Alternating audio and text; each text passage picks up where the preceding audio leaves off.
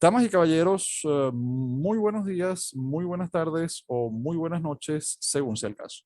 Les habla Guillermo Rodríguez en nombre del Centro Juan de Mariana de Venezuela en nuestro programa La Entrevista Libre. Hoy vamos a tener una interesante entrevista con la profesora Vanessa Kaiser. Vanessa Kaiser es doctora en filosofía por la Universidad Católica de Chile, también doctora en filosofía por, no, perdón, también magíster en filosofía por la Universidad Católica, previamente. Tiene 2 máster en ciencia política, es académica, directora de la cátedra Hannah Arendt en la Universidad Autónoma de Chile, columnista de los portales El Disenso y El Líbero, y concejal por la comuna de Las Condes. Y de todas estas cosas vamos a hablar hoy en esta fascinante entrevista con una de las intelectuales y académicas más polémicas, pero más profundas y mejor formadas del Chile actual.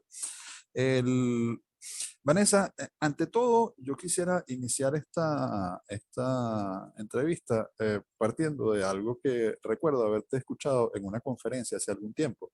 Y es que en alguna ocasión una de tus alumnas te dijo que eras una contradicción biológica por tus ideas, llamémoslas políticas y tus posiciones sobre el análisis, básicamente por lo que estabas enseñando. El, Ahora, ¿cómo se puede llegar a ese grado de fanatismo? Hola Guillermo, hola a todos quienes visitan este lugar de libertad, este espacio de libertad de expresión. El fanatismo es un fenómeno. El punto que ella tenía era que yo estaba criticando el feminismo. De ahí lo de ser biológicamente contradictoria, porque en el fondo tú no te podrías ir en contra de un acervo teórico desde la perspectiva de ellos que narra y explica la situación de dominación de la mujer en la realidad, y entonces propone una serie de medidas para la salvación de nosotras las víctimas y de este patriarcado opresor. Y entonces yo evidentemente que frente a un relato y a una quimera que no supera, digamos, el cuento de Santa Claus, evidentemente que me manifiesto en contra, porque hay una serie de errores históricos, hay una serie de manipulaciones psíquicas, y es un muy buen discurso que llega rápidamente al sistema límbico, genera que la herida que tienen las mujeres producto de sus propias experiencias, los hombres también las tienen, pero está invisibilizada, reaccione en forma inmediata afirmando este tipo de discurso. Y por lo tanto, evidentemente que si yo tengo la herida, pero racionalmente no estoy dispuesta a afirmar la veracidad de un discurso de esa índole, entonces yo tendría que ser biológicamente contradictoria. O sea, eso significa, mi estimado Guillermo, que llega un momento en que yo tendré que destruirme a mí misma, porque este es como el chiste del perro que le pusieron nombre afuera, y de repente le dijeron afuera, para adentro. Entonces uno no puede llamarse afuera y ir hacia adentro, ¿no? El perro explota, ese es el chiste, ¿no? Por la contradicción que implica.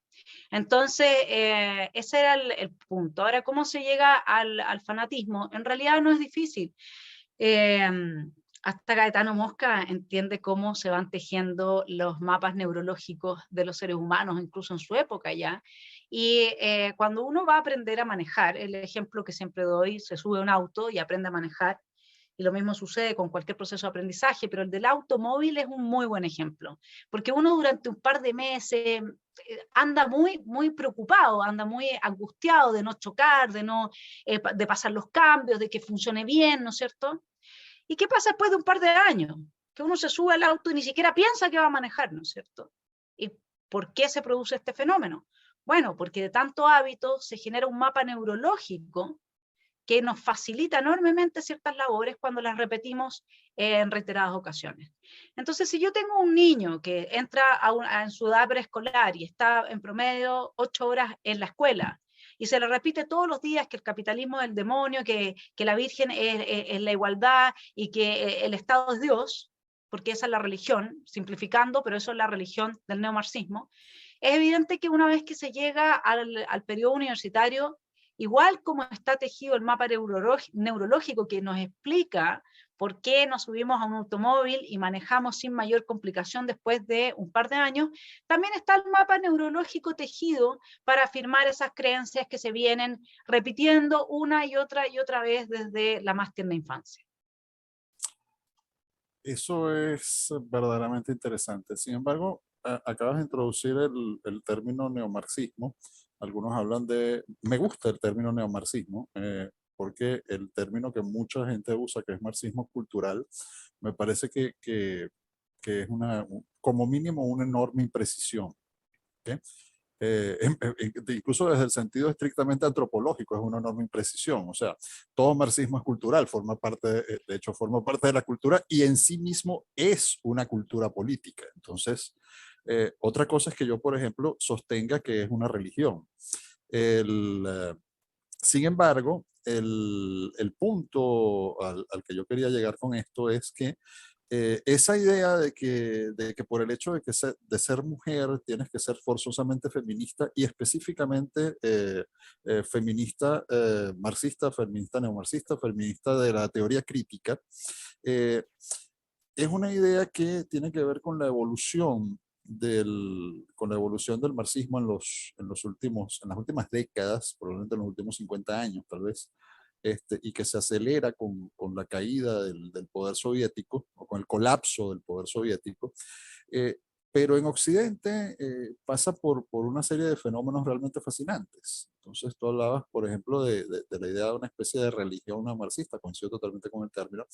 Y yo me pregunto en qué es similar y en qué difiere llamémosla la religiosidad específicamente neomarxista, que es una confluencia de la escuela de Frankfurt con toda otra serie de fuentes de evolución del marxismo post-soviético en Occidente, con el marxismo soviético, o sea, el marxismo de la era soviética, cuando la ortodoxia soviética era la ortodoxia, y con lo que fue la historia y la evolución del marxismo o incluso del comunismo muchos siglos más atrás, o de la idea comunista, que es muy anterior a Marx.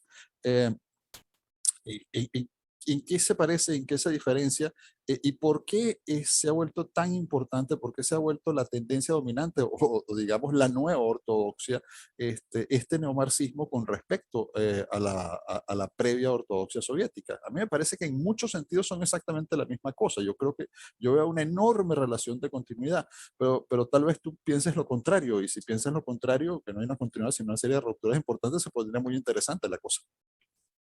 Bueno, desde mi punto de vista, lo que pasa es que el marxismo tenía un objetivo muy específico y claro en pos de una idea, que era que no habíamos accedido al paraíso por culpa de que existía una clase de explotadores que surge entonces tras el derrumbe de la clase de la aristocracia, ¿no es cierto?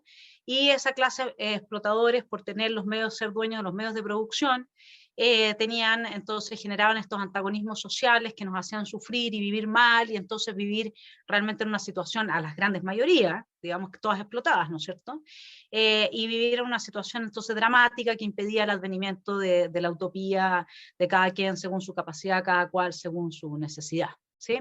Entonces en el programa de Gotha está esa máxima. Entonces, lo que pasa es que en los países ya industrializados en una fase más avanzada, el proletario como categoría de víctima explotada desaparece.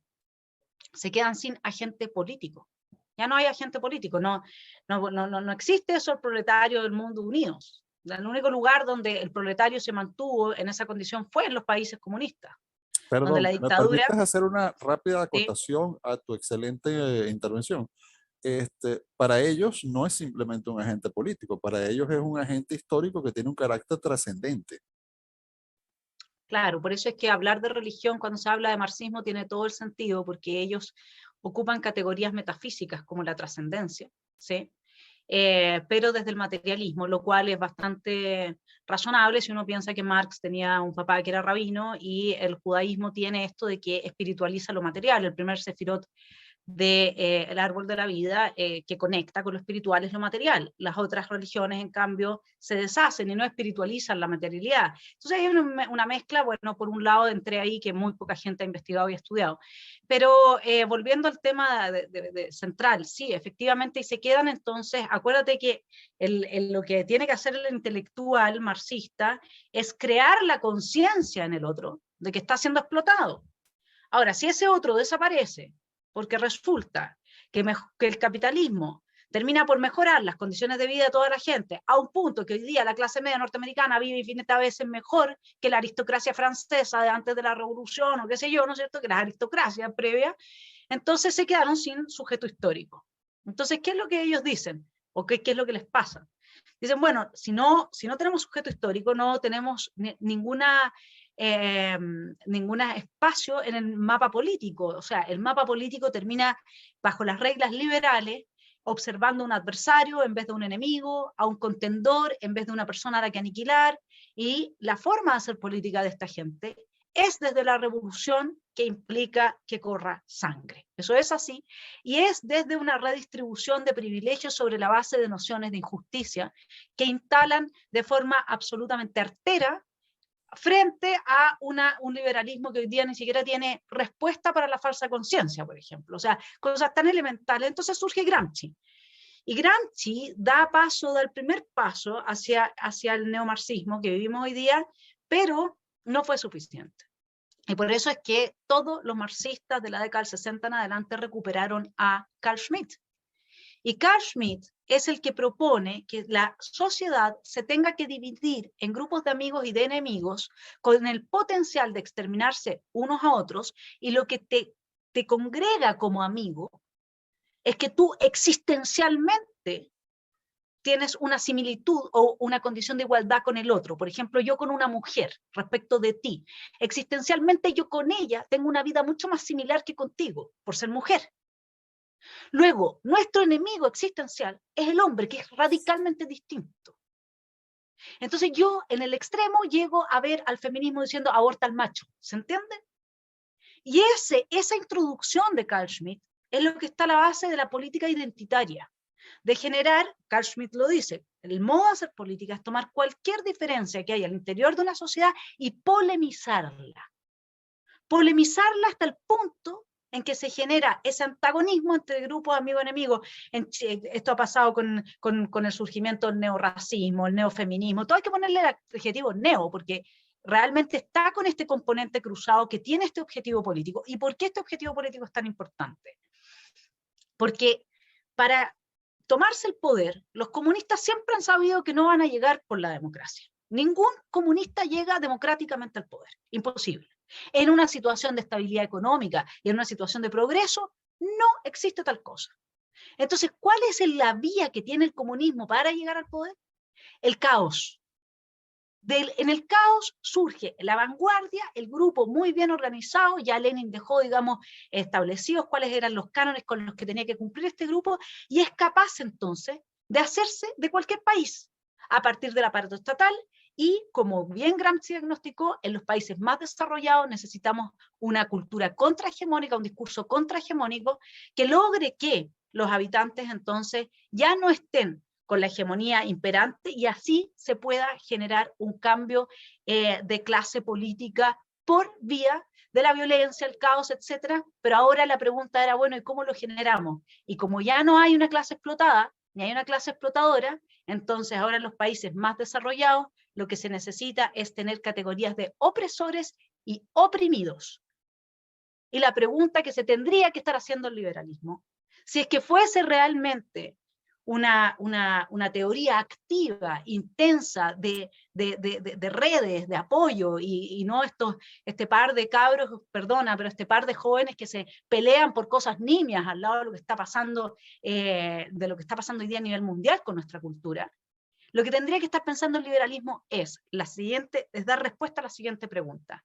Si el capitalismo fue la respuesta al marxismo clásico, en el sentido de que disolvió la posibilidad de una clase explotada que pudiese ser usada como ese actor trascendente histórico, político, en función de los intereses de esta élite totalitaria, eso lo hizo el capitalismo, lo resolvió. La pregunta es, ¿con qué vamos a resolver el desafío que nos plantea el neomarxismo? ¿Me permites? No quería interrumpirte, en realidad estabas terminando, pero me vas a permitir hacerte una pregunta polémica. De hecho, esa es mi función aquí, o quizás un poco agresiva, pero creo, coincido en gran medida con tu crítica. Primero quisiera aclarar, porque tenemos público en los Estados Unidos de América, público hispano, pero en los Estados Unidos de América, que cuando la profesora Kaiser habla de liberalismo, está hablando como chilena, como sudamericana o como europea, como alemana. Para los Estados Unidos, la palabra liberalismo literalmente solía significar algo similar a socialdemocracia y hoy en día significa neomarxismo. De hecho, hay un enfrentamiento entre los viejos liberales americanos y los nuevos liberales americanos de la cultura woke, que son marxistas radicales revolucionarios o un poco más moderados, y los viejos socialdemócratas o tradición de la izquierda americana. Pero bueno, no es eso de lo que está hablando. Para ustedes, eso sería ser libertario o liberal conservador o conservador. ¿Okay? Lo cual, a su vez, me hace confusa la pregunta que voy a introducir, porque eso de lo que tú estabas hablando, Vanessa, que es plantearse ese problema, es algo que parecen estar haciendo únicamente los pensadores y los políticos conservadores, de formas con las que podemos coincidir o de las que podemos diferir, podemos estar de acuerdo o podemos estar en desacuerdo, pero los únicos que parecen estar entendiendo que necesitan enfrentar de alguna forma esta división de la sociedad mediante el enfrentamiento entre grupos infinitos, ¿okay? Que a su vez son grupos absolutamente subjetivos. Ese es otro elemento curioso, ¿no? Que se suele decir que es una novedad en el neomarxismo. A mí no me parece que esa parte sea novedosa. Yo creo que Marx ya había establecido ideas profundamente subjetivas acerca de la identidad. Para empezar, jamás definió clase social, que era la clave de todo su modelo. Entonces, proletario o no proletario, burgués o no burgués, podía ser cualquiera, muy arbitrariamente. Una de las cosas es que no conozco un solo pensador marxista que no pudiera ser calificado de burgués o de aristócrata. Entonces, o tipificado como burgués o como aristócrata, incluido Karl Marx, aunque haya terminado arruinado porque dilapidó todo el dinero que le cayó en sus manos. Pero el asunto realmente importante aquí es ese hecho de que sean los pensadores y los políticos y en general los conservadores quienes estén planteándose ese problema y no los libertarios o los liberales o como queramos llamarlos, se debe a qué? Porque los conservadores dicen que es porque los libertarios o los liberales han adoptado todas esas categorías culturales o socioculturales del neomarxismo. Y yo no estoy completamente de acuerdo con eso, me parece que no es absolutamente cierto, pero también coincido en que no hay una respuesta específicamente liberal o libertaria a este problema. Entonces, en medio de esta situación, la respuesta conservadora está siendo acertada, está siendo desacertada, no es la misma en todos los países y en todos los pensadores y en todos los políticos. Podemos ir desde el ejemplo de Orbán. Permíteme, a pesar de lo largo de la pregunta, y te disculpo lo largo de la pregunta, me gusta el ejemplo de Orbán por una razón. Ha sido demonizado por la prensa de izquierda a una escala inimaginable, presentado prácticamente como el nuevo Hitler de Europa Central. Y sin embargo, en su país, los herederos del partido que fue aliado del nacionalsocialismo alemán, se establecieron una alianza electoral con el partido que es el heredero del partido que fue aliado o agente o subagencia del poder soviético. Es decir, Los partidos que representan a los dos grandes totalitarismos del siglo XX, ambos los sufrió Hungría, tienen que aliarse para intentar derrotar electoralmente, sin éxito, ¿okay? A un dirigente conservador.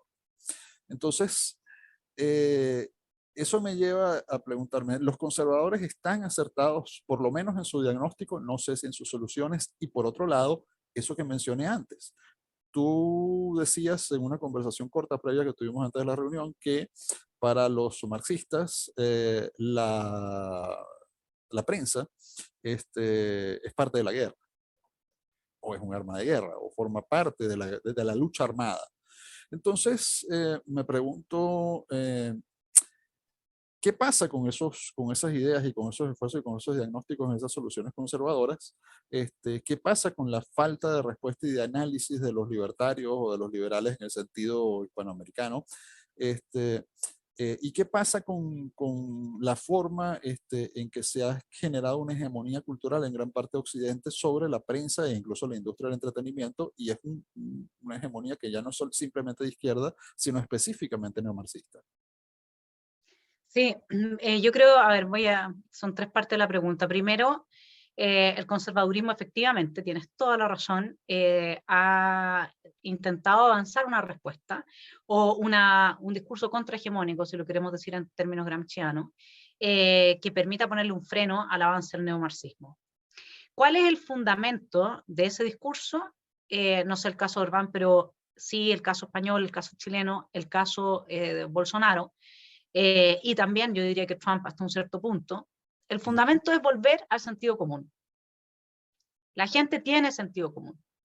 La gente que no ha sido torcida en las escuelas y sobre todo en las universidades, tiene sentido común y se da cuenta.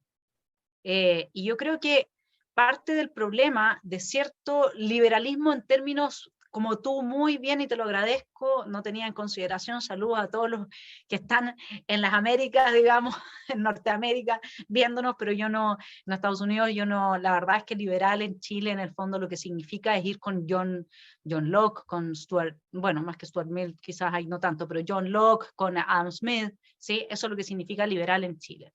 Entonces, ¿qué es lo Perdón, que que...? por cierto, para ese público al que tú te estás saludando amablemente, es las ideas de los padres fundadores, sus Exactamente, padres Federalist fundadores. Papers, Hayek, eso es lo que cuando desde Chile se habla de liberal es lo que se está afirmando, no efectivamente el liberalismo que degeneró en términos nietzscheanos. Yo cuando uso estos términos, yo hice mis 2 tesis de doctorado en Nietzsche, así es que tengo bastante claro cuáles son ciertas problemáticas que no han sido abordadas en general por el sector. Ahora, dicho eso, siendo el sentido común una muy buena bandera para recuperar espacios y poner límite al freno e incluso reactivando la autoridad de ciertas instituciones, como se quiere hacer con la iglesia en algunos casos, instituciones y autoridad. Lo que nosotros tenemos que tener muy claro, y esto es un punto que yo aporto como libertaria, usemos el término adecuado entonces para que se entienda, al conservadurismo, es que no hay una tensión entre autoridad y libertad. Al contrario, donde no hay autoridad, donde no hay Estado de Derecho, donde no hay reglas ni leyes, nadie es libre. Y al mismo tiempo, donde la autoridad no encuentra límite en la libertad de los individuos, en sus derechos individuales, rápidamente se transforma en totalitarismo. Por eso es que los libertarios y los conservadores se necesitan mutuamente, porque son el mejor marido y mujer que puede existir dentro del mundo político. Y entonces la autoridad puesta en el Estado desde el conservadurismo va a buscar un Estado pequeño y eficiente como le gusta al liberal, y al mismo tiempo el liberal va a reconocer la legitimidad de las autoridades y de las instituciones que permiten se experimente la libertad. De lo primero que las batallas culturales tienen distintas capas. Y la primera capa en la que nos han ganado el neomarxismo ha sido convencernos de que liberalismo y conservadurismo son opuestos, liberalismo en el sentido clásico, ha sido convencernos de que ya no tenemos cómo identificarnos porque pasa justamente esto, han capturado etiquetas, las han pervertido, las han vaciado y han hecho el trabajo gramsciano de llenarlas de nuevo contenido, manteniendo la etiqueta, en este caso el liberalismo. Entonces nosotros tenemos que empezar a deshacernos de eso. Ahora, ¿qué pasa con esto siempre desde mi perspectiva? Con el liber progre, el que no puede dialogar con el conservador. Bueno, el liber progre, que en algunos casos incluso afirma la importancia del Estado de Derecho, tiene ahí una contradicción vital muy importante. Y ese es el problema de por qué no puede el liber progre dialogar con un liberal clásico, es decir, libertario, ni puede dialogar con un conservador. Porque el liber progre cree en la política identitaria. Cree que si yo soy mujer, merezco más derechos para X, Y, Z. Cree en el victimismo, comparte con este neomarxismo todo ese acervo del victimismo y la existencia del patriarcado y la propiedad del cuerpo, claro, la propiedad del cuerpo, pero cuando se trata solo de abortar, pero no cuando se trata de vacunarse. Ahí no, ¿no es cierto? Ahí no soy yo propietaria de mi cuerpo.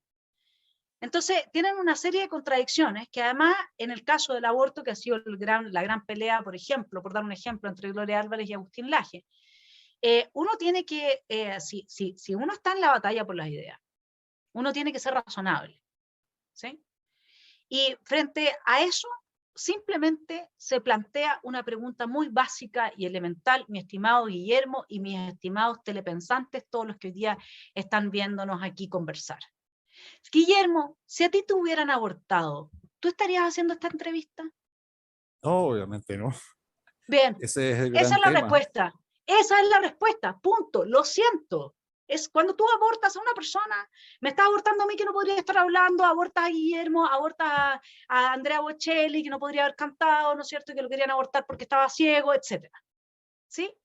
Sabes, Esto, recuerdo hace años una persona estaba sosteniendo una tesis, por cierto, un libertario, estaba sosteniendo una tesis en una conferencia sobre este tema del aborto, a favor del aborto. Sin embargo, él lo planteaba desde un punto de vista asombrosamente razonable, porque planteaba dos argumentos. El primero, que era un conflicto entre los derechos de dos personas, ¿okay?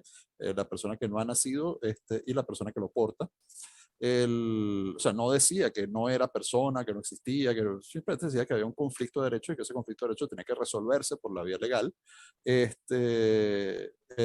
Por otra parte, agregaba que desde el punto de vista social era indiscutiblemente cierto que eh, la prohibición absoluta del aborto generaba en incrementos de la delincuencia, de la pobreza, de una serie de problemas, especialmente, y eso habría que reconocérselo como razonable, en sociedades que no son economías de mercado, son economías fuertemente intervenidas y demás. Recuerdo que se levantó a una persona para hacerle una pregunta y le dijo, dice, bueno, mire, déjeme explicarle algo. O sea, yo soy negro, como puede observar, o sea, visiblemente se nota.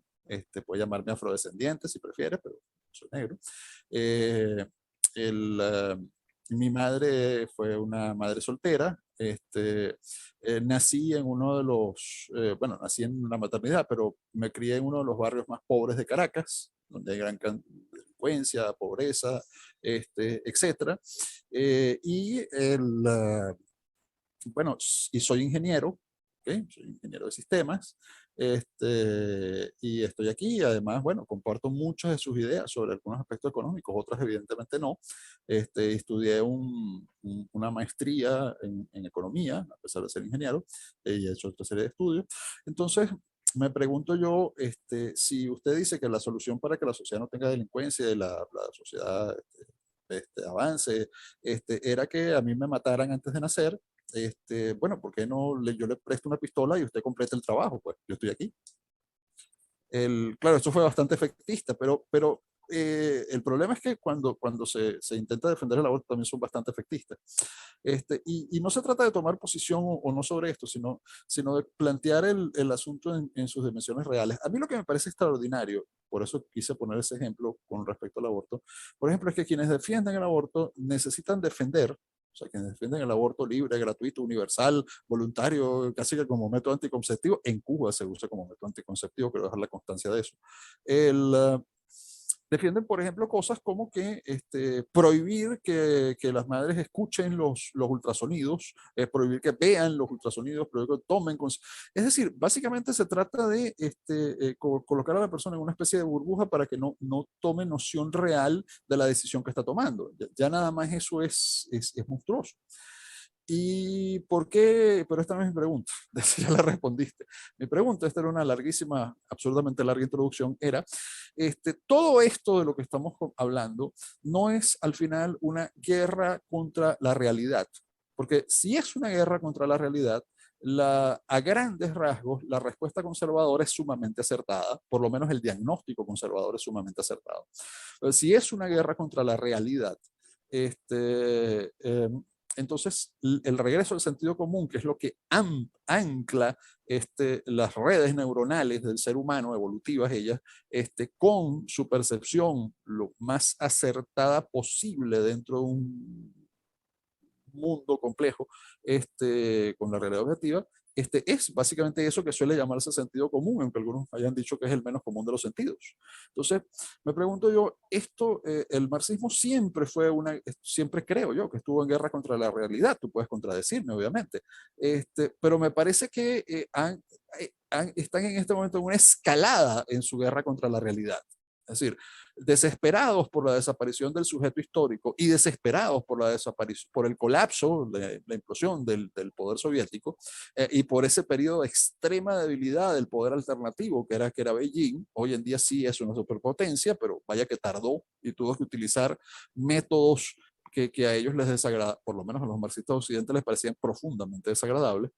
Entonces, pregunto yo si no estamos entre una enorme escalada de la guerra de la izquierda contra la realidad, y si eso no los está llevando a un grado de nihilismo que no se ha visto en el mundo de las ideas y de las prácticas marxistas, desde aquella extraña combinación de marxismo ortodoxo con maoísmo, que sigue siendo ortodoxo, pero no tanto, con una serie de ideas tomadas por vía de la temprana escuela de Frankfurt, de incluso Sartre, perdón, sí, Sartre, sí, que produjo aquella cosa monstruosa que fue la República de Kampuchea Democrática manejada por el camarada Pol Pot. Yo tengo esta pregunta por dos razones, porque creo que el potencial destructivo del neomarxismo es muchísimo, de destrucción humana, o sea, su capacidad de causar daño va a resultar o puede resultar muchísimo mayor. Y me parece que el primer caso en que esta especie de caldero de brujas filosófico, ideológico y religioso se produce y toma el poder fue en ese extraño fenómeno de Camboya, de la República de Kampuchea Democrática.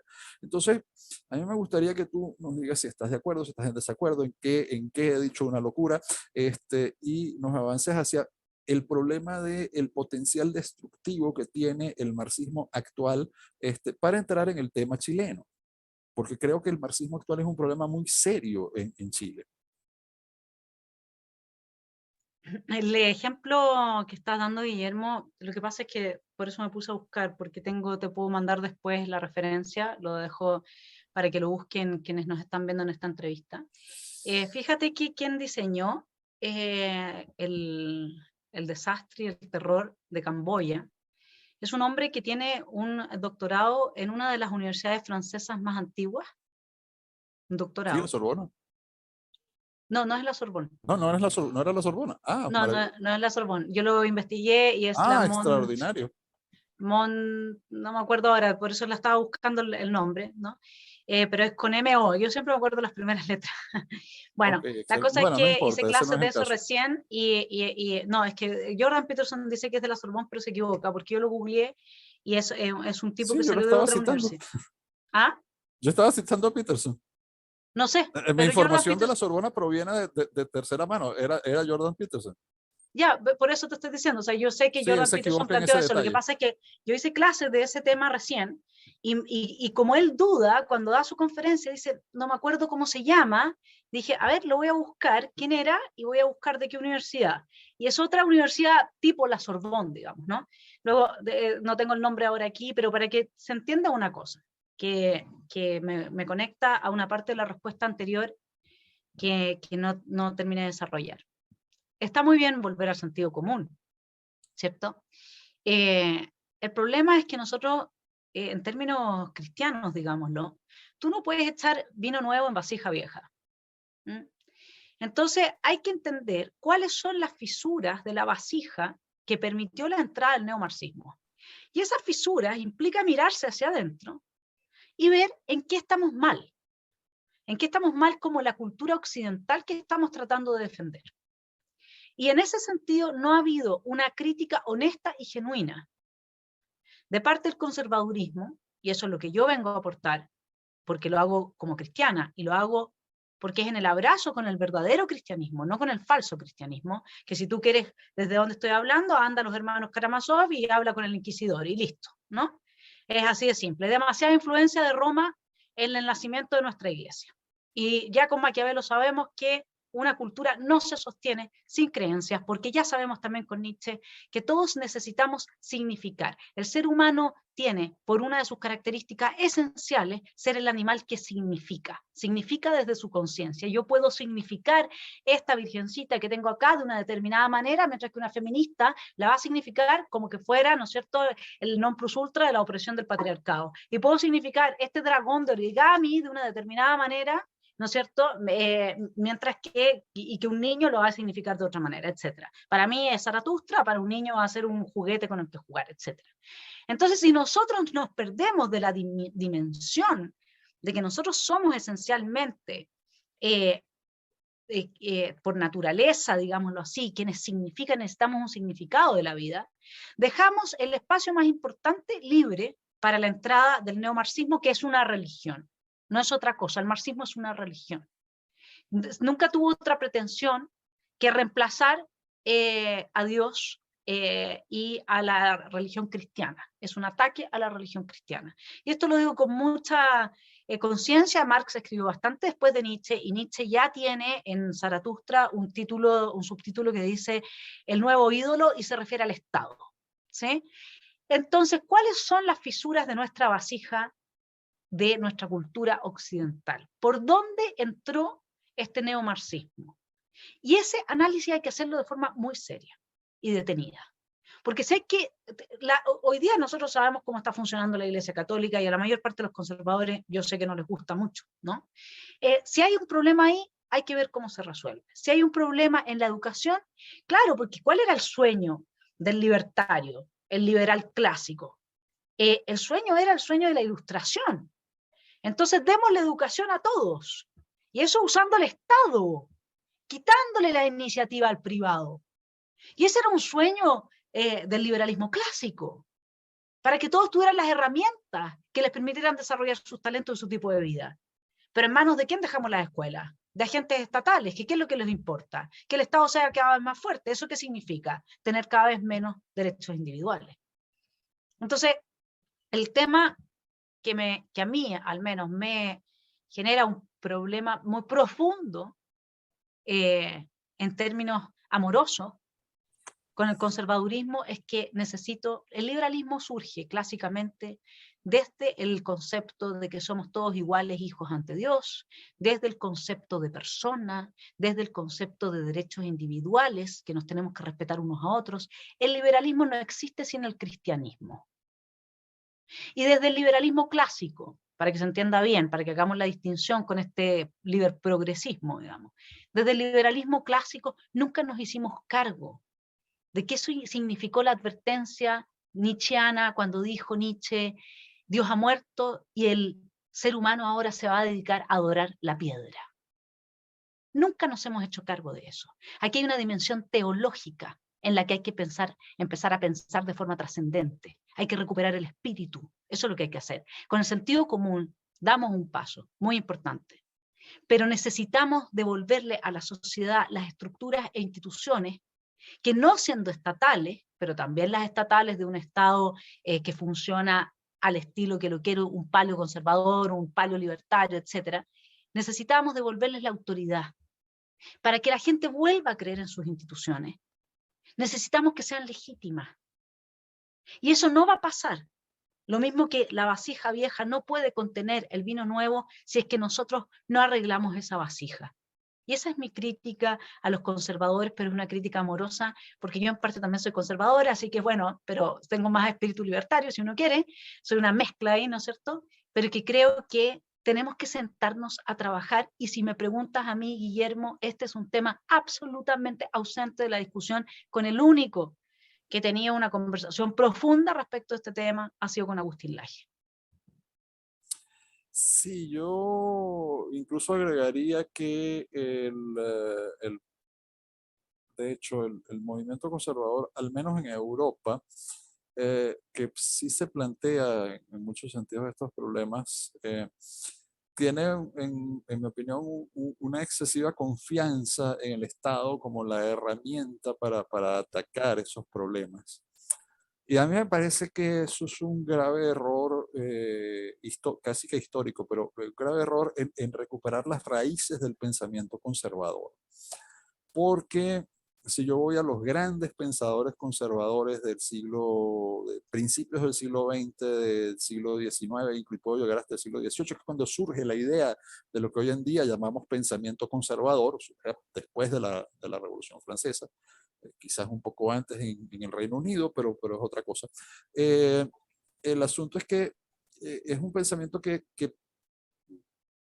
rechaza mucho de los aspectos del monstruo en que se convirtió el Estado moderno que surge después de la Paz de Westfalia, y que no ha hecho sino crecer desde entonces, caramba. En los Estados Unidos de América, por ejemplo, hicieron una auténtica revolución, quejándose de que los impuestos sin representación son tiranía, idea que tomaron, por cierto, de un gran pensador del siglo anterior, siglo previo español, que era Juan de Mariana, uno de los pensadores más influyentes sobre los padres fundadores. Las conexiones intelectuales del mundo son curiosas.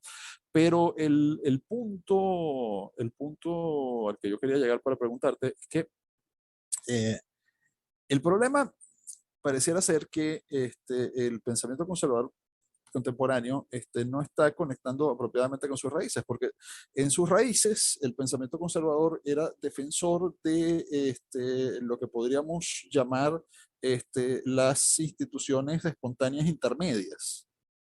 Es decir, todo lo que está entre el individuo y el Estado, la comunidad, el club, la iglesia, la religión, pero no solamente eso, o sea, que las escuelas fueran autónomas e independientes, y uno se pone a pensar en eso, y por ejemplo, en los pensadores conservadores que eran cristianos protestantes, esto tiene enorme importancia, porque la comunidad tiene mucha más influencia sobre sus iglesias, tanto protestantes como evangélicos, bueno, depende de la denominación y su organización, pero, pero hay todo un conjunto de ideas. Y sin embargo, actualmente pareciera que los nuevos conservadores han comprado de la idea del Estado como la herramienta para derrotar a una ideología que usó al Estado como la herramienta para imponer esa ideología.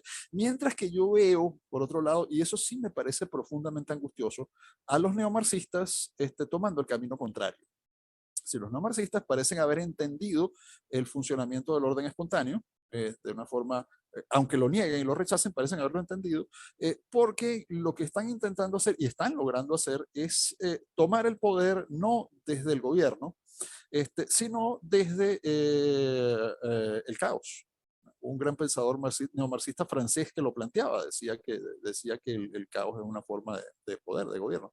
Pero no recuerdo las palabras literales en este momento, pero el asunto es que están influyendo de una forma muy gramsciana, pero va mucho más allá de Gramsci, en mi opinión. Yo creo que avanza por pensadores, uno que tú mencionaste, que es Noam Chomsky, uno que a mí me parece vital para establecer la gran clave de la forma en que están pensando actualmente ellos, que es Herbert Marcuse, y otra serie de pensadores, incluso en el caso de hablábamos de la prensa, cómo la prensa se convirtió en un arma de guerra o parte de la lucha armada, entonces habría que hablar de Jay Rosen, ¿eh?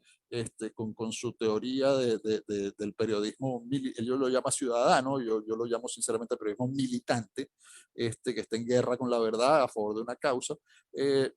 Bueno, todo eso este, ha surgido porque lograron convertirse en una fuerza hegemónica dentro de la academia, dentro de ciertas industrias, dentro de una gran cantidad de sectores de la sociedad sin tener el poder político todavía. Y sin embargo, esto creo que los conservadores lo ven peligrosamente desde el punto de vista de que el Estado y el poder estatal es la única herramienta que pueden usar para enfrentar esto. ¿Eh?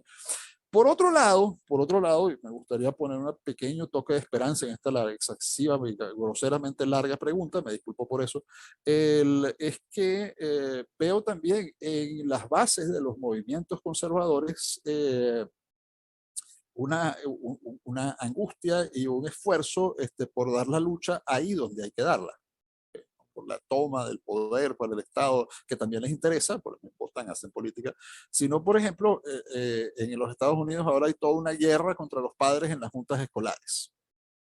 ¿Okay?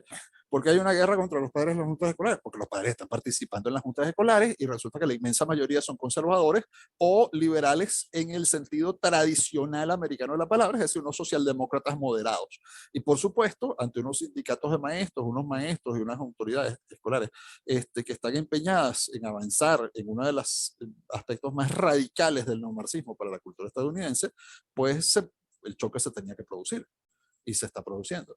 Pero eso es un esfuerzo de las bases por la búsqueda de esas instituciones intermedias. Entonces, recuerdo también que hablaban mucho de esto los pensadores ordoliberales alemanes, tú que conoces muy bien el pensamiento alemán, y me pregunto si el problema no está en que, como de costumbre, llamémonos, digamos, tanto conservadores como libertarios, estamos muy atrás con respecto a la forma en que piensa, avanza, desarrolla, planea y conspira de forma desordenada, anárquica y en redes espontáneas el marxismo. Es decir, no estamos analizando a los marxistas de hace ya 20, 30, 40, 50 años y sus ideas y sus prácticas, y de pronto ellos están analizándonos mucho mejor a nosotros y planteando estrategias y prácticas políticas mucho más eficientes. Sí, estoy absolutamente de acuerdo. Acá hay varias cosas que decir, Guillermo. Mira, primero que todo, el problema que tiene el liberalismo clásico y que tiene el conservadurismo y que tiene en general todo acervo teórico político eh, no marxista y fascista, digamos que son la misma cosa, es que no se hace cargo de que parte importante de lo que hacemos los seres humanos es inconsciente. Por lo tanto, la respuesta está en el inconsciente. ¿Por qué la izquierda ha avanzado de forma tan radical? Al modo desordenado que tú observas en la estructura exterior del avance. Pero te voy a mostrar que no es tan así.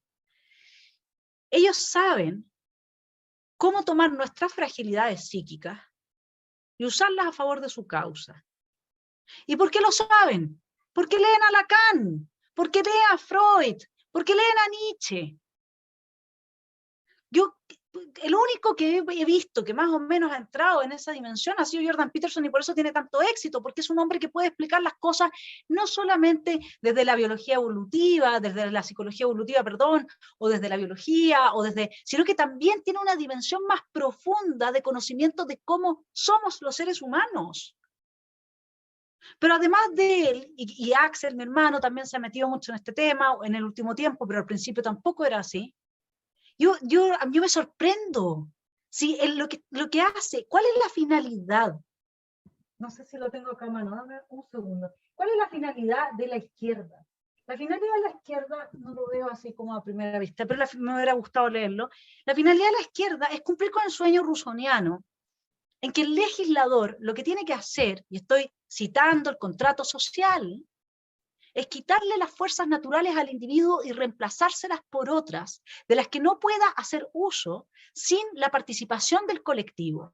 Entonces dice, solo cuando hemos debilitado al individuo a ese nivel en que las fuerzas que él tiene dependen de la colaboración de otros, ha llegado la legislación a su estado máximo de perfección. Por lo tanto, ¿cuál es la gran batalla? La gran batalla está entre el individuo y el colectivo. ¿Qué es lo que ellos hacen en las escuelas, en los grupos feministas, en los grupos que se congregan en pos de causas tipo pueblo originario, racismo, etcétera? ¿Qué es lo que hacen? Colectivizan al ser humano, le impiden tener sus propias fuerzas. Una vez que yo ya no estoy con el colectivo, no sé hacer nada. Dependo en un 100%. Esto es Gramsci. La toma por parte de los comunistas del Estado, esa es la antigua escuela de los marxistas. Pero el neomarxismo lo que plantea justamente la captura de la sociedad civil. Entonces, yo quiero saber, ¿qué liberal libertario, qué conservador ha leído el Anti-Edipo de Deleuze y Guattari? ¿Quién? ¿Quién? Explíquemelo. Yo. ¿Tú lo leíste? Sí, ¿Sí? claro. Ya, porque en general nadie lee eso. ¿Y qué? ¿Y son los padres entonces de qué ellos? De la ESI, de la educación sexual integral. Sí. Porque ¿a dónde va la educación sexual integral? A la colectivización de la sexualidad en el niño. Es decir, aquello que el niño siempre se le enseñó, que era lo sagrado, el espacio de lo sagrado, que es su cuerpo y su sexualidad, termina siendo motivo de la colectivización a través de una política que, como siempre lo hace la izquierda, usando el oxímoron como la fórmula retórica de éxito, sofística de éxito, planteada por Rousseau, ¿no es cierto? Rousseau el primero en decir vamos a obligarte a ser libre, ¿o no? ¿Y qué es lo Sí, que es bueno. la educación sexual integral? No es una educación sexual integral, es la colectivización radical de los niños en las escuelas frente a los adultos y el avance del proyecto psicopolítico de Deleuze y Guattari, que son resultado de una corriente mucho más amplia y más profunda de neomarxismo. Entonces, Te iba ¿qué a es lo que comentar pasa? algo, sí, si Uh-huh. me permites rápido. ¿Sabes que ese es un fenómeno, la literatura nos da fenómenos realmente extraordinarios? Eso que estás describiendo tan acertadamente lo adelantó un excelente novelista inglés llamado Aldous Huxley en este libro. Un mundo feliz, sí, sí. Sí, A Brave New World. Esta es una versión en español que me regaló mi esposa. Eh, ¿Por qué quise interrumpirte para mencionar a Huxley? Porque el punto realmente interesante en todo esto es que me gustaría introducir eso que tú estás exponiendo tiene que ver con un problema fundamental, que es la creación del hombre nuevo.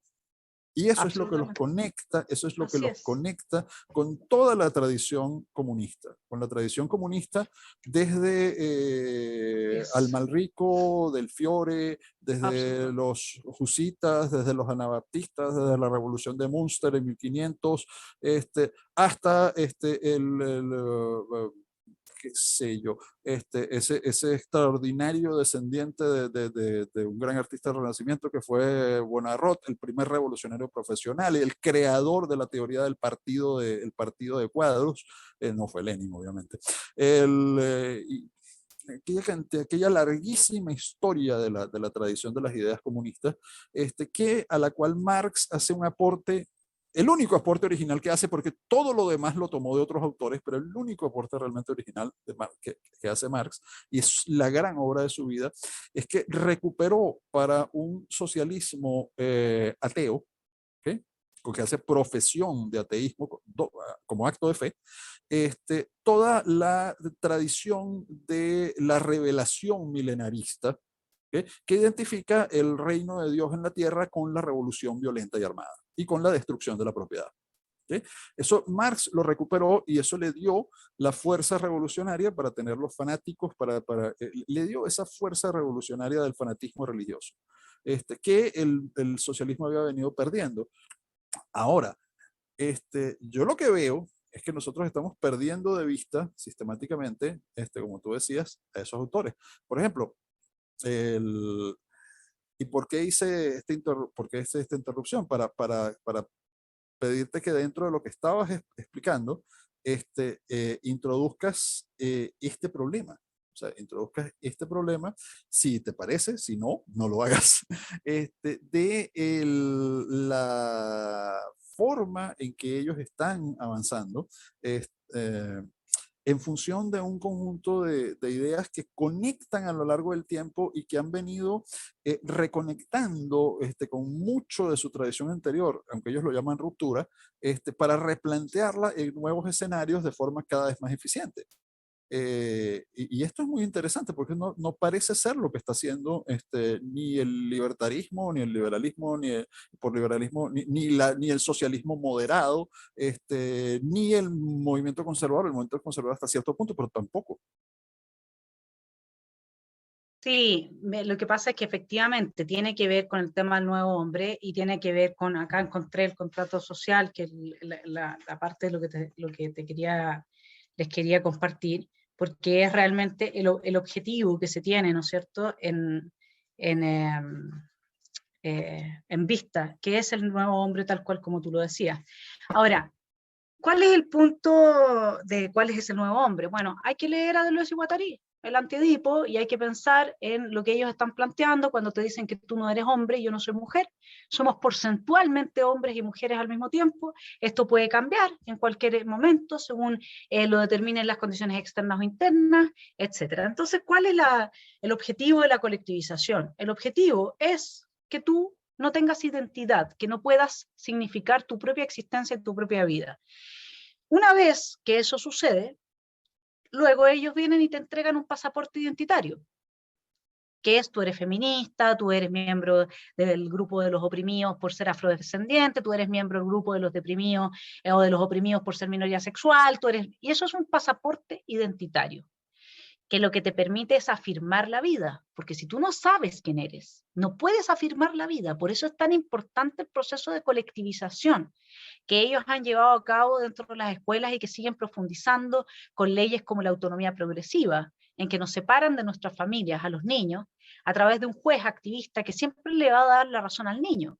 Y eso lo han llevado al extremo. ¿Y por qué tienen que hacer eso? Bueno, porque Bourdieu ya descubrió hace mucho tiempo que en las escuelas francesas, donde todos son educados por igual, persiste la desigualdad. Y la pregunta es ¿por qué persiste la desigualdad? Bourdieu lo dice, porque la desigualdad viene de la formación familiar. Por eso era necesario que las escuelas tomaran el día completo de los niños. Y el problema del liberalismo capitalista es que se ha vaciado de su espiritualidad en la medida en que perdió su aspecto religioso más profundo y transformó a todos en proletarios, comillas, en el buen sentido, propietarios que trabajan el día entero. Entonces ya estar con tus hijos no es importante, tener tu familia no es importante. Y entonces esos niños se van tempranamente a una sala de cuna. Y si uno investiga qué es lo que hay como experiencia histórica con los ejemplos tipo sala de cuna, se va a un experimento que se hizo Barbarroja Federico von Hohenstaufen más o menos en el año 1300, Ah, que sí. puso, que él quería saber qué idioma natural hablaría un niño, Sí. cultura dánica, ¿no es cierto?, si es que no se le hablaba. Entonces hizo un grupo de niños a los cuales se les dio recién nacidos todo lo mejor de lo mejor, pero no se les habló. Y todos murieron, esos niños antes de los 3 años estaban todos muertos. Se genera un síndrome del hospitalismo que lo que genera finalmente es una fragilidad psíquica, a tal nivel que no hay ninguna posibilidad de desarrollarse como corresponde, porque no hay estímulo. Entonces, si nosotros dejamos a todos los jóvenes que hoy día lloramos porque son snowflakes, porque son millennials, porque son niños frágiles, los niños pompones de nieve, les llaman, se derriten con cualquier cosa. Pero si uno los dejó en la guardería desde que nacieron, bueno, lo que uno está viendo es el resultado de lo que pasó en el año 1300, digamos. Esos niños no tienen estructura psíquica, porque el apego con la madre es fundamental. Y por eso tienen que destruir la valoración que hay en torno a la madre, que hay en torno a estar embarazada. Ese problema está de fondo, porque eso necesitan a madres que vayan a trabajar y que sitúen su felicidad en su ingreso económico, sitúen su independencia en su ingreso económico. Cuando los hombres a nivel mundial, que son los que viven así, se suicidan 4 veces más que las mujeres. ¿Y por qué? Porque tienen puestas sus fichas muchas veces en objetivos externos que no tienen que ver con la felicidad de uno que es interna. Entonces, Maravilloso. Ah, perdón. el No, problema continúa, que por favor, nosotros continúa. tenemos es que es a ver, lo esencial de por qué el conservadurismo necesita hacer desde un libertarianismo consciente, cristiano y profundo una revisión, es para no caer justamente en lo que tú estás diciendo, porque el Estado siempre va a colectivizar. Y tú no sacas nada, y eso es algo que a los conservadores les cuesta mucho entender, no sacas nada con tener a cientos de miles de personas que se arrodillan frente a cualquier símbolo, si esas personas no piensan por sí mismas, porque va a ser cosa que les cambies el símbolo, como le pasó a los alemanes con Hitler, y se arrodillan frente al próximo símbolo. Entonces, justamente tú partiste esta entrevista, mi estimado Guillermo, preguntando cómo era posible el fanatismo, ese fenómeno del fanatismo. Y yo, me vas a perdonar que lo plantee así en forma tan honesta, tú me dijiste que yo soy media polémica, yo, más que polémica, soy honesta, la verdad, es porque necesitamos conservadores pensantes. Necesitamos que aprecien la reflexión, que dejen, que entiendan que el individuo es el agente moral, que tengan fe en el individuo. Si una persona sana es una persona que va a distinguir mucho mejor entre el bien y el mal que una persona que tiene su instinto racional degenerado, en términos de Nietzsche, el monstruo de la razón. O no, tú hablaste de la negación de la realidad. ¿Cómo es posible la negación de la realidad si no es a partir de la degeneración de la razón? Entonces, no podemos poner tampoco, esto va para los liberales ilustrados, que todos lean los libros y todo, vaya y saque los no sé cuántos títulos y el lomo económico, si tampoco se pueden poner las fichas ahí. Las fichas tienen que estar puestas en las facultades del espíritu nous Aristóteles. Tienen que estar puestas en un desarrollo integral de los jóvenes en la búsqueda de sí mismos en la medida que crecen, que era como Aristóteles pensaba y los griegos pensaban la educación. Hay que darles herramientas de retórica, hay que permitirles que experimenten, entre comillas, hasta un cierto punto con equivocarse y con salir adelante, la resiliencia. Hay que recuperar al individuo. Si tú me preguntas a mí cuál es la batalla que tenemos que dar frente a la colectivización, la respuesta no es el conservadurismo, no al menos como se ha venido planteando. Frente a la colectivización, la respuesta es el sentido común de un individuo sano que se tiene a sí mismo, tiene sus propias fuerzas y le dice al avance de todos estos lavadores de cerebro, creadores de conciencia, no, tú no me creas mi conciencia, porque es mía, yo me creo mi conciencia. Cuando nosotros tengamos a mucha gente así, sea conservadora, más liberal, menos liberal, libertaria, etcétera, mucha gente así, entonces vamos a haber ganado nosotros la batalla. Estoy completamente de acuerdo. Vanessa, yo quería introducir, ir cerrando esto. Creo que estaba yo confirmando aquí. En el año 2012, tú mencionaste a tu hermano Axel, que recientemente tuvimos una extraordinaria entrevista. Eh, en el año 2012 conversaba yo con él de este tema que quiero introducir en México. Y en el 2015 se publicaba, muy a principios del 2015 se publicaba un libro mío que se llama Libres de Envidia, la legitimación de la envidia como acción moral del socialismo. Y eso es parte, digamos, si me permiten hacer autopublicidad. El, no, pero en realidad el punto no es ese, el punto es que eso es parte de un proyecto de investigación eh, multidisciplinaria, aunque yo soy economista, pero sobre la influencia de los atavismos ancestrales en la evolución de las ideas, de la sociedad, de la economía y de muchas otras cosas. Creo que los dos grandes atavismos ancestrales que son utilizados por esta religión neomarxista para destruir la conciencia de la realidad de las personas, porque parten de esos atavismos ancestrales, en ellos se anclan, de ahí toman la fuerza emocional para golpear a personas mientras más débiles mejor, y eso que tú mencionabas de la forma en que se manda que se ha creado una generación emocionalmente más frágil de lo normal, o de lo usual, de lo esperable. Y no lo decimos nosotros, lo dice un psicólogo de el peso intelectual de Jordan Peterson. Pero yo lo que agregaba era que el anclarse en esos atavismos ancestrales, como son, por ejemplo, la envidia, como la mencionaba Schweck, el gran sociólogo alemán Helmut Schweck, este, el, por ejemplo, el tribalismo que en realidad no es otra forma u otra cosa que la xenofobia como atavismo ancestral. Este, pero esencialmente revisar esto en la dimensión del pensamiento evolutivo de Friedrich Hayek, que nos plantea el problema entre dos códigos morales que coexisten en la civilización, uno que la hizo posible, ¿okay? Es el código moral de la civilización, y otro que es previo, que es el código moral precivilizado. Ahora, y claro, Hayek va a terminar por decir que el socialismo no es sino un intento desesperado por tratar de imponer ese código moral precivilizado a la fuerza sobre la civilización, y bueno, por eso colapsa, o sea, es imposible, no se puede. O sea, la civilización partió rompiendo con esto. Schweck dice, por ejemplo, que todo avance civilizatorio no ha sido otra cosa que el control, una forma de combatir, de controlar o de negar la envidia. Bueno, no de negar, de controlar, de someter a control la envidia. Creo que exagera, creo que la envidia no es el único atavismo ancestral, aunque es el más poderoso y el más evidente. Eh, pero lo que yo quería plantear aquí es que Peterson, que tú mencionabas y con el que yo, con su importancia yo coincido mucho contigo, se hace famoso fuera del círculo académico en el cual era famoso, era un autor de enorme importancia, un académico enormemente reconocido en su disciplina como psicólogo, además un excelente psicoterapeuta.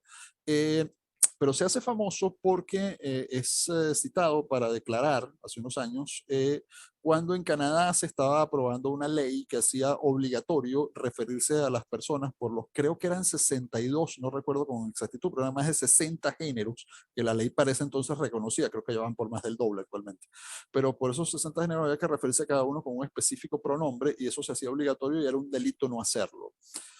Peterson declaró como experto en el Parlamento, pero posteriormente salió sumamente molesto porque se dio cuenta que se iba a aprobar la ley.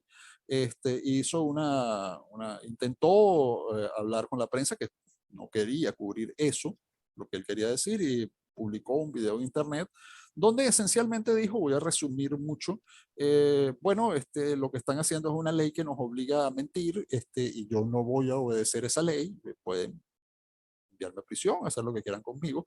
Y eso convirtió a Peterson en una figura popular gigante. Ahí se convierte en esa figura tan conocida fuera de los círculos académicos. Claro, es un primer paso y son muchísimas cosas más. Pero el asunto es que lo que a mí traía yo a este caso es que lo que está diciendo, lo que dijo en aquel momento Jordan Peterson fundamentalmente era que tenía el valor civil de pararse a defender la realidad, sin importar las consecuencias. Y yo creo que contra esto, precisamente para evitar eso que es la moral, que es una parte clave de la moral civilizada, es que necesitan los marxistas, los neomarxistas, la izquierda, incluso el socialismo en sentido amplio, anclarse en esos atavismos ancestrales.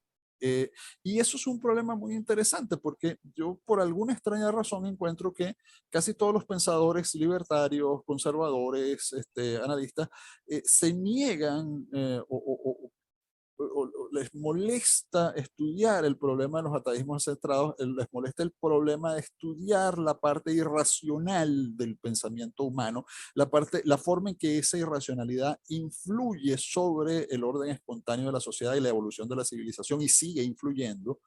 Eh, y creo que, retomando lo que tú decías antes, es porque es un pensamiento, tanto el pensamiento conservador, en parte en reacción, pero el pensamiento liberal más a favor, que surge con las luces, que surge con el iluminismo, que surge con aquella gigantesco optimismo en la razón, ¿okay? Que no salió tan bien. Entonces, me pregunto yo si algo que venimos diciendo hace quizás por lo menos 100 años, y es que la civilización occidental está en una profunda crisis por todos estos motivos. Eh, Antes otros autores lo dijeron por otros motivos, que algunos de nosotros nos parecerán monstruosos, con Spengler, pero pareciera ser que la civilización occidental está permanentemente, o desde que se define como civilización occidental, está permanentemente en crisis. Sin embargo, parece sobrevivir y fortalecerse. Ahora, no estamos, hasta qué punto realmente hay una capacidad de respuesta, hay una capacidad de sobrepasar todos esos desafíos en la civilización occidental, porque la civilización occidental hoy en día cubre mucho más que el occidente tradicional. La civilización occidental se ha extendido a Asia. La civilización occidental hoy en día, de la civilización occidental hoy en día forman parte pensadores cuya matriz cultural no es cristiana. Puede ser budista, puede ser taoísta, puede ser sintoísta, puede ser... Entonces, puede ser hinduista, en algún caso, aunque es bastante raro, puede ser islámica o musulmana. El, y sin embargo, nosotros lo que estamos viendo, ¿okay?, es que Occidente está en una crisis terriblemente profunda, porque parece ser que es una civilización cuyos intelectuales, el grueso de cuyos intelectuales y el grueso de cuyos comunicadores la odian y se niegan a pertenecer a ella y desean destruirla. ¿Cuál es, en tu opinión, hice toda esta larguísima introducción para hacerte una pregunta muy corta, cuál es, en tu opinión, la paradoja de Occidente? A ver, lo que pasa, Guillermo, es que yo creo que cuando vamos a ponerlo en términos muy fáciles de comprender lo que quiero decir, porque tocaste muchos temas, entonces la paradoja de Occidente finalmente, si lo quiero poner en una figura simple, clara y clave, es que no hay Ben Shapiro. Perdón que lo diga así, pero ¿cómo es Ben Shapiro? Ben Shapiro es un joven que por decir las cosas y por irse en contra del neomarxismo y por avanzar en la libertad, se siente bien, se siente feliz, aunque está solo, no le importa. Aunque le griten, aunque lo maltraten, aunque lo funen, Ben Shapiro se sonríe. Y lo tratan mal y no se siente mal. Porque él afirma la realidad, porque él se ríe, tiene sentido del humor, porque es un alma amplia, abierta, en muchos sentidos. Un conservador muy especial, si uno quiere. ¿Qué es lo que hay en Ben Shapiro? Y lo tomo así porque es un caso de un individuo que Nietzsche diría es un Übermensch, que llega a sus mejores posibilidades. Las mejores al menos para tener una buena cultura. Su relajo, su ausencia de miedo, su falta de fragilidad. Pero no solamente todos esos aspectos neutros, sino que psíquicamente en el inconsciente, todos los aspectos afirmativos de la vida, que están asociados a que a él no le quitaron sus fuerzas naturales, a que a él le dieron otro tipo de biberón. Entonces, cuando nosotros tenemos hijos, que queremos que sean individuos fuertes, que afirmen la vida y cuando les griten que son tal o cual cosa y los pongan en el lado de la gente mala, sabiendo ellos que están en lo correcto, en lugar de hacer una genuflexión y en lugar de obedecer una autoridad torcida, sean capaces de reírse, de recibir todos los improperios que se les digan, de asumir la dificultad. Tú hablaste, Jordan Peterson, cómo asumió la dificultad que implicó decir la verdad, de anclar ahí el honor y de recuperar entonces aquella cultura en la que el individuo era el héroe. Porque toda esta ilustración se fue degenerando al punto que hoy día no somos más que algunas estadísticas o encuestas, donde nadie pesa por sí mismo, porque nos han quitado no solamente las fuerzas de raíz en nuestra educación y en nuestro apego y en nuestra familia, sino que también nos han quitado nuestra capacidad para pensar. Cuando todo un niño lo tienes todo el día haciendo ejercicios matemáticos y lingüísticos, lo destruyes si es que no tiene ese tipo de vida. Descubrir qué tipo de vida tiene cada individuo para que las condiciones que están en su alrededor fortalezcan aquello en lo que él se fortalece. Esa es el gran problema de Occidente, la gran paradoja de Occidente, es que buscando las luces que nos provee la razón, finalmente lo único que hizo fue deteriorarla y destruirla, al punto que los jóvenes más educados son, desde la perspectiva nietzscheana del instinto racional, los más degenerados, tienen su razón completamente degenerada. Por eso es que el conservador razonable habla de sentido común, porque sabe que ya no cuenta con esa razón. Porque la gente más racional y que más lee, que más se desarrolla y que más títulos tiene, es la que está más desquiciada. Entonces esa es Eso la es un paradoja gran que nosotros logro, eso tenemos. es un gran logro de la izquierda. Y perdón, no, ese es un logro de todos nosotros. Cuando tú ves cómo educaron a Stuart Mill, eso, él no fue educado por gente de izquierda. Eso es cuando gana, anda al nacimiento de la tragedia de Nietzsche, y Nietzsche lo está diciendo. Cuando ganan la valoración del ser humano, solamente el tipo de vida del humano teórico. Aquel que lee tiene valor, el sabio tiene valor, el que calcula tiene valor, y el artesano, y el poeta, y el pintor, y el músico, y el constructor. No, lo que vale es este hombre con el instinto racional y perfectado. Y cuando se instala eso, Nietzsche y Heidegger lo dicen, vamos directo al descalabro. Y esa es una de las paradojas. Y la segunda paradoja es que eso que tú llamas, digamos, estas estructuras atávicas, tiene algo que en clave nietzscheana, tal cual como tú lo estabas planteando, es el instinto gregario, que también Hayek habla un poco de eso, ¿no? El tribalismo responde al instinto gregario. El instinto gregario es contrario al individuo. El instinto gregario se molesta con la diferencia individual. Y lamentablemente en los colectivos eclesiásticos lo que nosotros tenemos es una exacerbación radical del instinto gregario, es decir, de la colectivización del individuo. Por eso es que la respuesta es cristiana, pero con Jesús, porque él dijo, ama al prójimo como a ti mismo. Y aquí me voy a hacer publicidad yo porque yo hice mi tesis de doctorado en ese mandamiento. Y mientras nosotros no entendamos, esta es mi hipótesis, obviamente trabajé muchos años en esto y lo voy a traer cada vez que alguien tan interesante y con tantas luces como tú, Guillermo, me dé la oportunidad de llegar tan profundo, porque esto uno no lo tiene todos los días, y lo voy a traer a colación siempre. Ese a ti mismo, que también inspiró a los padres de la escolástica, ¿no es cierto? Y donde se encuentran las primeras semillas del capitalismo, no el neomercantilismo, ni el mercantilismo, sino que el capitalismo de Adam Smith. Entonces, nosotros mientras no entendamos que la gran tarea hoy día entre liberales, libertarios, hablemoslo libertarios para que no se confunda tu audiencia norteamericana, y conservadores, por eso yo te dije, la solución es cristiana. Frente al avance del neomarxismo, la solución es cristiana. La solución es amar al prójimo como a ti mismo, es disolver la tensión entre el colectivo y el individuo, porque el grupo compuesto por individuos no sobrevive si todos son tan débiles como lo propone Rousseau. Y por otra parte, cada uno de nosotros, que es un individuo, no sobrevive si tiene a su grupo en el sentido de que su realización, la más de las veces depende de que existan más seres humanos. Si yo soy profesora y si no tengo estudiantes en mi aula, ¿qué hago? Si soy bailarina y no tengo espectadores en el teatro, ¿soy feliz?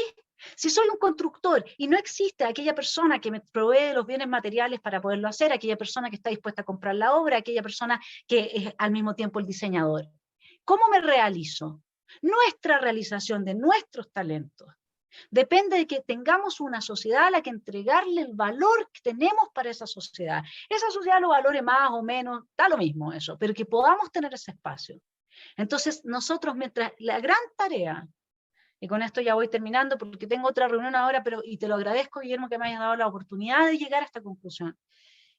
Porque a mí me duele el alma con esto, lo digo en serio, o sea, el alma en el sentido de psique, de ver la ceguera, digamos. La gran tarea de nosotros es disolver la tensión entre el individuo y la comunidad, o dicho en términos marxistas, el colectivo, de manera de ofrecer realmente lo que puede ser el mejor mundo posible entre personas que se respetan, que se reconocen sus derechos individuales y que realizan sus caminos de vida según las condiciones que hay de la manera más satisfactoria y feliz posible.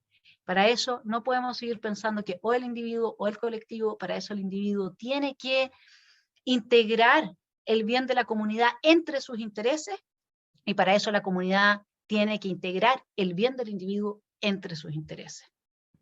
Esa es mi conclusión. Muchísimas gracias, Vanessa. Estamos llegando al final de esta entrevista. Damas y caballeros, ha sido un placer y un honor hablar con la profesora Vanessa Kaiser. Logré por lo menos que en la última pregunta estuviera en desacuerdo conmigo en algo. Me negara lo que yo había dicho. Yo me estaba demasiado de acuerdo para que la entrevista fuera interesante. Pero quería cerrar esto diciendo que todo esto de lo que estamos hablando, el marxismo como religión, por cierto, tengo un libro en preparación que se llama así, ese es su título, el marxismo como religión. El, el punto importante aquí, el punto importante aquí es que nosotros, lo que hemos estado hablando con alguien de la profundidad de la formación intelectual de Vanessa es de un pensamiento sumamente retorcido, peligroso, destructivo, que a partir de una idea religiosa trascendente de, mediante la acción revolucionaria, traer, prometer y crear el paraíso, el cielo en la tierra, lo que logra en la práctica es crear el infierno en la tierra mediante monstruosidades de destrucción material y moral con un enorme sufrimiento humano. Y eso lo logran todas y cada una de sus versiones, desde mucho antes de que naciera Karl Marx, hasta las versiones actuales de las que tanto hemos conversado. Entonces, mis queridos amigos, esto fue la entrevista libre. Me despido dando las gracias a nuestros aliados de Transbordo Virtual. Eh, y anunciando que el próximo año vamos a tener en línea una nueva doble diplomatura en economía de la Escuela Austríaca, del cual pueden ustedes comenzar a obtener información dentro de poco a través de la página web del Centro Juan de Mariana. Y que, por favor, no olviden suscribirse a nuestro canal de YouTube o a nuestro canal de Rumble. Eh, Darle like si lo desean, seguirnos por las redes sociales. Y como siempre me despido exactamente igual que como empecé diciendo, damas y caballeros, muy buenos días, muy buenas tardes o muy buenas noches según sea el caso. Como siempre es un enorme, para mí un placer y un honor estar con ustedes. Chao a todos. Gracias.